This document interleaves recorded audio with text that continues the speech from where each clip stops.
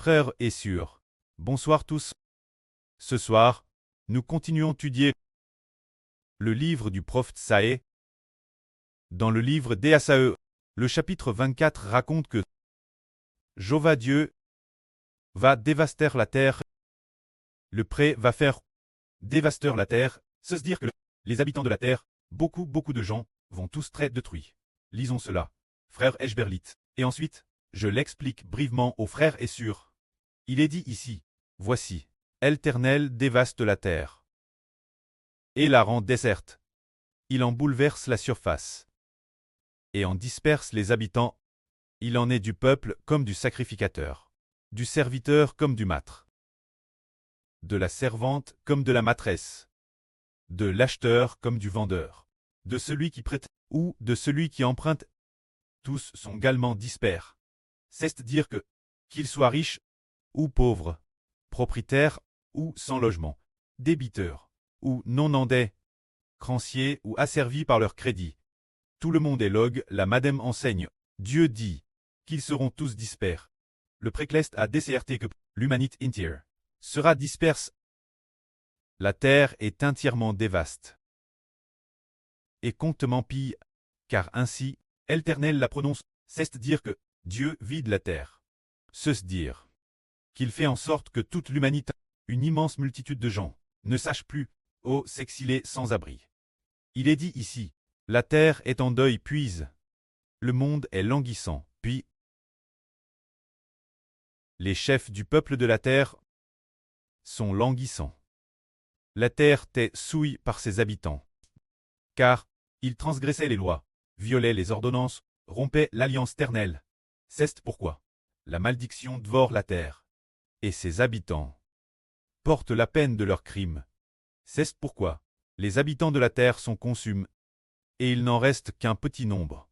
Quand la terre, Dieu va détruire beaucoup de gens, cause de l'âme chancée de la terre, qui est le péchage de l'humanité, ce qui a souillé la terre.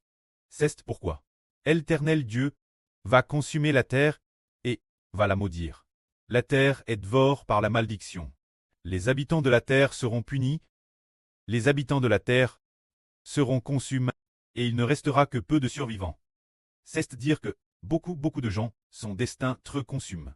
Ceux qui restent ne seront pas nombreux. TRS peu nombreux. Le mot est en deuil. La vigne est languissante. Tous ceux qui avaient le cœur joyeux soupirent. La joie des tambourins a cessé. La gaie des bruyants festins a pris fin. La joie de la harpe a cessé. On ne boit plus de vin en chantant. Les boissons fortes sont âmes celui qui les boit. La ville de la confusion, détruite, toutes les maisons sont fermes. Personne ne peut y entrer. Faisant cesser toute joie, a complètement disparu. Toute la terre est dans le deuil. La terre, quoi ressemble-t-elle? Ah, la terre. Les habitants de la terre, tous les peuples de la terre, sont comme après qu'on a secoué l'olivier, ou comme après la vendange du raisin. Ce qui reste, le peu de raisin restant, c'est comme quand vient la saison de la vendange. Les raisins sont tous cueillis, presque entièrement cueillis. Il en reste peut-être quelques-uns oubliés, ou bien oubliés, une petite grappe non cueillie. C'est dire que la terre en est arrive ce point. Pourquoi Dieu veut-il détruire la terre, détruire l'humanité? Ce point, cette cause du péché de l'humanité, qui s'est manifeste devant Dieu. Le péchage de l'humanité, qui refuse de se repentir, et continue de faire le mal. Alors, le temps est venu. Dieu le temps de se repentir est venu, toujours, refusant d'accepter le salut du Seigneur. Le précleste a décerté que toute l'humanité, tous sont pécheurs. De plus, tous sont descendants d'Adam. Tous ont péché. Mais, le pré donne le salut l'humanité, en donnant ce qu'on appelle l'évangile, le Seigneur Jésus-Christ et le frère Eshber. Donne l'humanité, afin que l'humanité puisse par le Seigneur et le Fils du Seigneur. Très préserve, mais les gens ne veulent pas l'accepter. Le temps de patience du pré est DJ termine, le pré à DJ cesse de patienter, alors, il va vider la terre.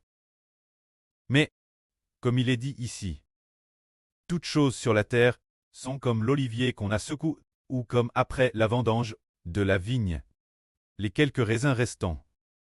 Se dire que pourtant, bien qu'il reste Thérèse peu de personnes, elles n'ont pas été détruites par Dieu. Dieu les a préserves, ceux qui la sauvent pour l'avenir. Ils pousseront des cris de joie.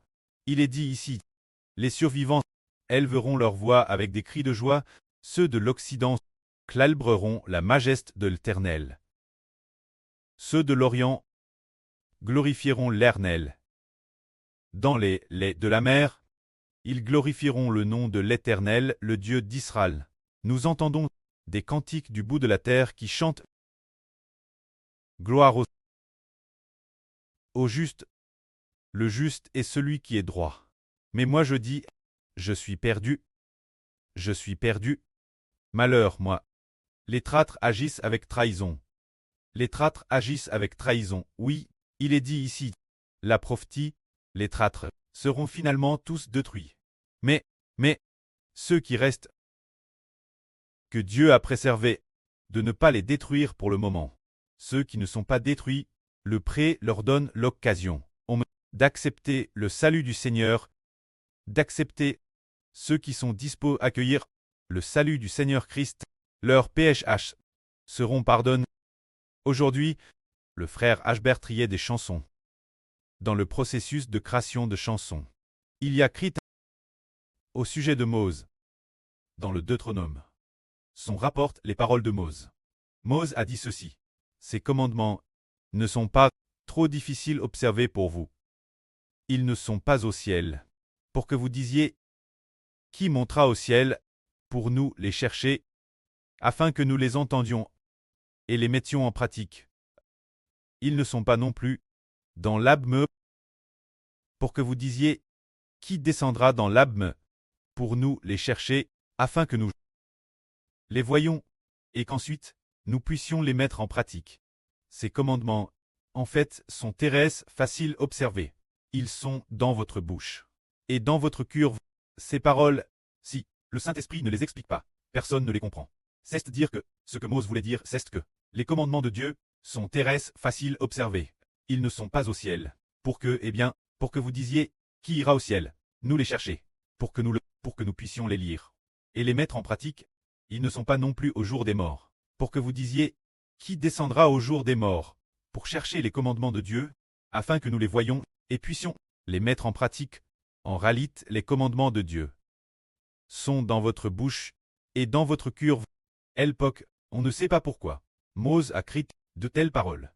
Plus tard, celui qui a reçu le Saint-Esprit, l'apôtre Paul, appelle l'apôtre du Seigneur Christ, a compris la signification de cette phrase en disant que ce qui permet aux hommes d'observer les commandements de Dieu, c'est parce que quelqu'un est descendu du ciel pour se faire homme.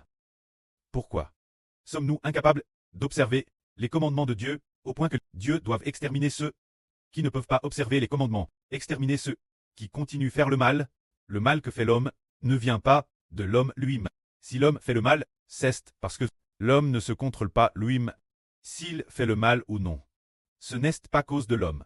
Faire le mal, c'est le PH qui habite en lui, le PSH en lui, qui le pousse cher.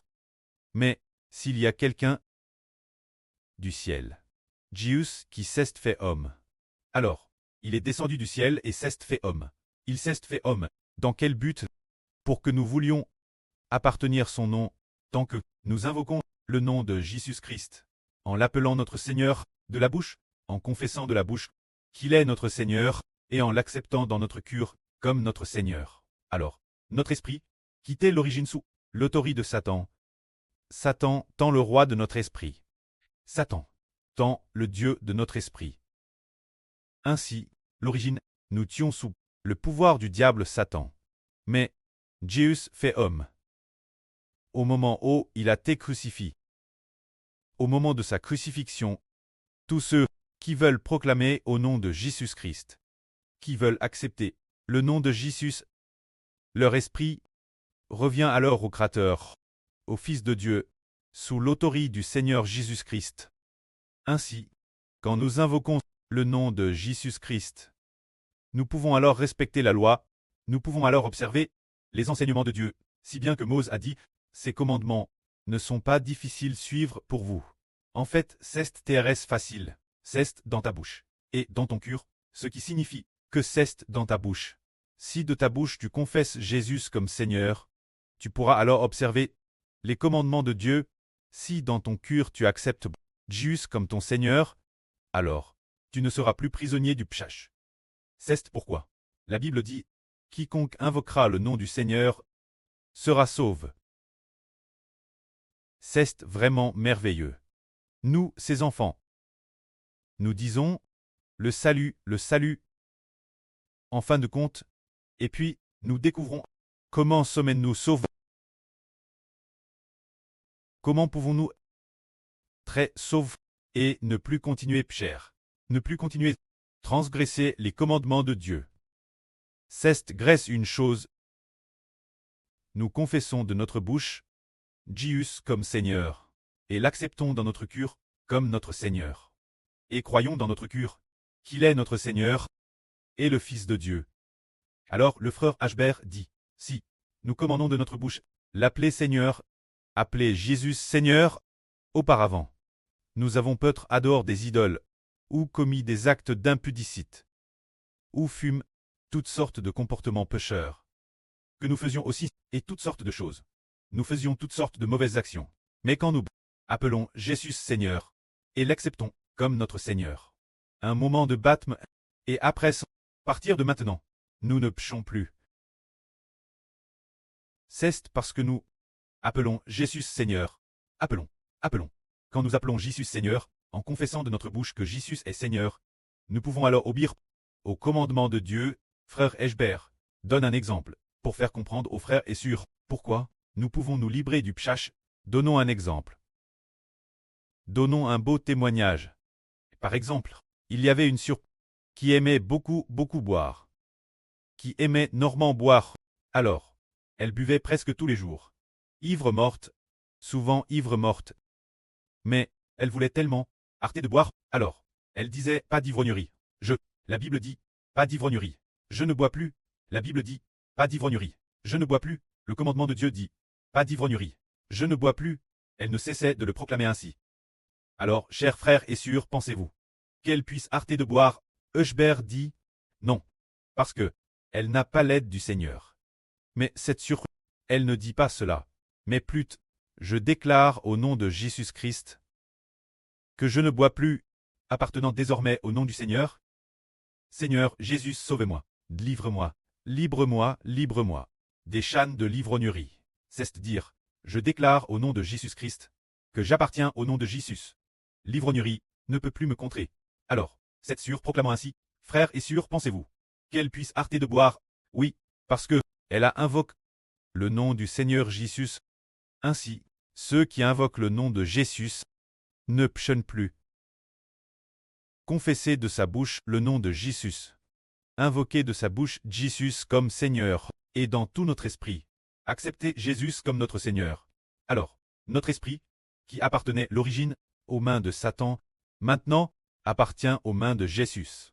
Et Jésus dit, tiens, elle m'a dit j'appelle son Seigneur. Je suis son Seigneur, je vais la sauver, pour qu'elle ne soit plus par l'alcoolique, par le péchage de l'alcoolisme, pour qu'elle ne soit plus par ce péchage de l'ivrognerie, par lui. Ainsi, tous les péchas, parce que Jésus est devenu notre Seigneur, font que nous ne péchons plus, que la gloire soit rendue auprès et au Seigneur. Amen.